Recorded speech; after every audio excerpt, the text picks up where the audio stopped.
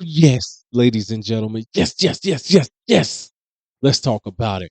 The current undisputed super middleweight champion, Saul Canelo Alvarez, and his IBF mandatory, Willaim Scull, have reached an agreement after weeks upon weeks of us thinking that Canelo was going to vacate or relinquish his IBF title rather than face his mandatory. They have reached an agreement according to TGB Promotions and Igon Promotions for Willaim Scull. They reached an agreement. They said they can't release no details yet. They're going to allow Canelo's team to release the further details when they decide.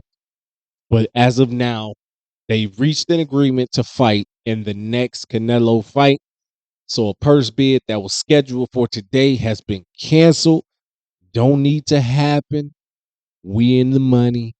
We in the building. Canelo Alvarez, 61 wins, no loss, 2 losses, 2 draws, 39 wins by way of knockout. He had that last fight with Jaime Munguia. He dropped Jaime Munguia in the 4th round with a beautiful uppercut. Looked good, man. No knock on him.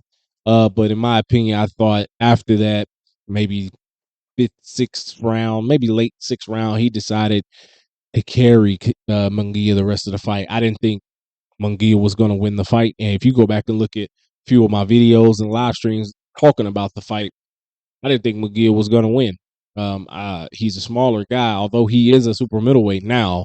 He's naturally moving up pretty much. He fought one time at super middleweight, but he fought John Ryder, and John Ryder was ready to kick it to the curb and gone do his thing in the sunset. I just didn't think he had the power. The pressure was there, but I didn't think he had any of the power to deal with him. Willaim Scull, coming off of a unanimous decision against Sean Hempfield. Good fight. After watch the full fight. I didn't watch all of the fight, but it was a good fight. He looked good, no doubt about it.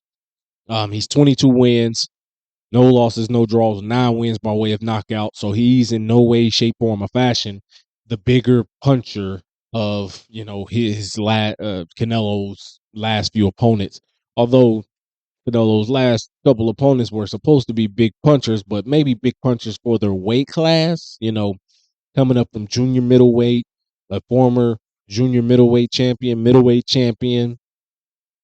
Not really the biggest guys that's gonna put the licking on Canelo. So, they got this done, and the sanctioning bodies, we all know they have a rotation of how they do their mandatory. So IBF, that mandatory is up and now, and the WBC is up next.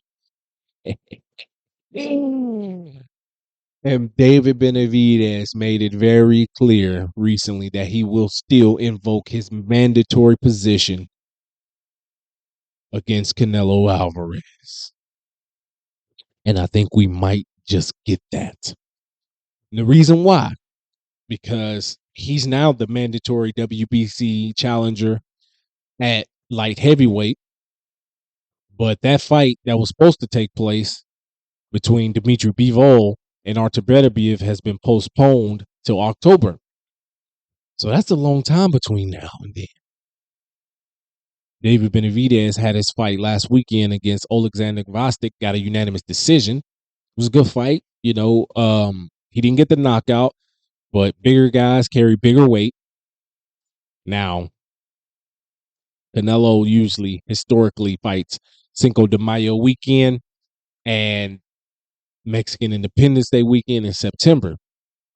And sometimes between November, late October, and December, he'll squeak out a third fight sometimes. So maybe, just maybe, this could be that third fight. Or they'll wait till Cinco de Mayo weekend of 2025 and get that fight cracking with Canelo and David Benavidez. That's only if the WBC forces that mandatory. The We Back Canelo sanctioning body if they force that mandatory. That's the only way that's going to happen. So we just going to have to wait and see. But let me know what you guys think about this fight that was just agreed to between Saul Canelo Alvarez, the current undisputed super middleweight champion, and William Scull. Thank you guys. Peace.